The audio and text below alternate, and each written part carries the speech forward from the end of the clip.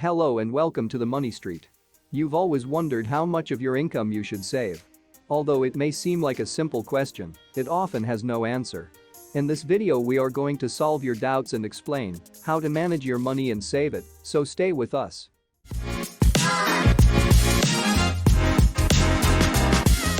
What percentage of my income should I save? Or how much should I save? What is the ideal percentage?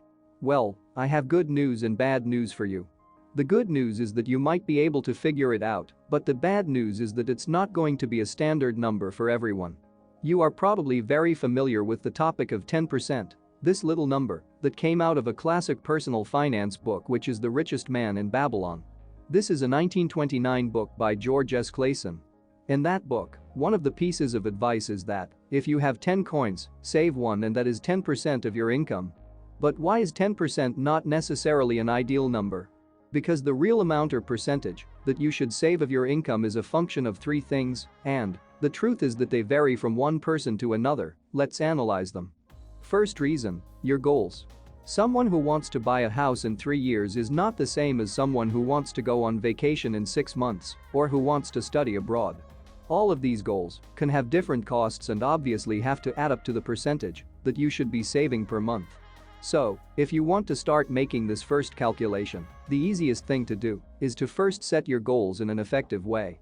To do this, you must be clear about what you want, how much it costs, when you want to achieve it, and how you are going to achieve it. When you already know the objective and the amount, you divide it into the term, and then you know how much you should be saving per month, per week, per day, or as you decide to do it. The second point is the money ready for emergencies. Do you already have an emergency fund? If today you are completely out of money and anything that happens to you could be a problem that leaves you bankrupt, and therefore you end up using the credit card, asking for money from relatives, or simply end up canceling all your plans, then clearly you need a savings for emergencies. The emergency fund is normally recommended to be between 3 and 6 months of your expenses. But if you would like to save at least 1 month of your income, then we will base it on your income. What you have to save for your emergency fund per month is 8.3% of your income. If you do that for 12 months, that will give you a full month's income. If that seems like too much, you can start your emergency fund with half of that. But the ideal minimum you should save is 8.3%. So, that brings us to 2 points that help us understand how much you should be saving for your goals, plus what you are going to dedicate to the emergency fund. The third point that would define the ideal percentage or amount that you should be saving is, how are you doing with your retirement savings? And, also, how old are you? The younger you are, the less you have to allocate to retirement savings, but if you let time go by, then obviously almost all of your salary will go there, because otherwise you will not have anything to survive on in these years, when you may not be able to be as active as you are now. Some experts say that, if you are in your 20s, more or less, you should be saving around 8.2% of your income. In summary, the ideal savings percentage you should have depends on your goals, how much you have in your emergency fund, how you are doing with your retirement savings, and how old you are. If you want an accurate figure. But you may wonder what happens if you are older and have to save a very high percentage to cover your retirement savings. Don't be worried. In fact, I would tell you that if you were to ask me how much should I start saving? With 1%. Many times when we become obsessed with reaching the ideal savings amount or the ideal savings percentage, we let a lot of time go by that we could have taken advantage of with small steps, and everything adds up in the end, in your goals, in your emergencies, in your retirement.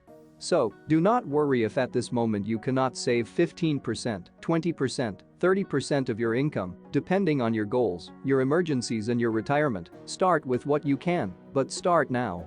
Because remember that there is an additional plus point. If you start saving now and also invest that money, you are not only putting your effort to reach your goals, it is your effort plus your money that is working for you. And, in fact, if you have no idea what you could invest in, remember that here in the channel we also have a playlist on this topic. I'll leave it here, and I remind you that we also have a specific video about options for your first investment, which would be ideal if you have never invested in anything. Regardless of the percentage you decide to start with, remember that the best technique is to save as soon as you receive your income and not at the end when you have already made all your expenses, because if you are waiting for the money to be left over, the truth is that money is never left over. To do this, you can withdraw it by yourself, or it can also be automatically in a product or investment instrument offered by your bank. In the channel, we will be uploading more videos for you to achieve this financial stability that you are looking for and that is never again a concern. Thanks for watching the Money Street, and don't forget to click the subscribe button for more financial videos.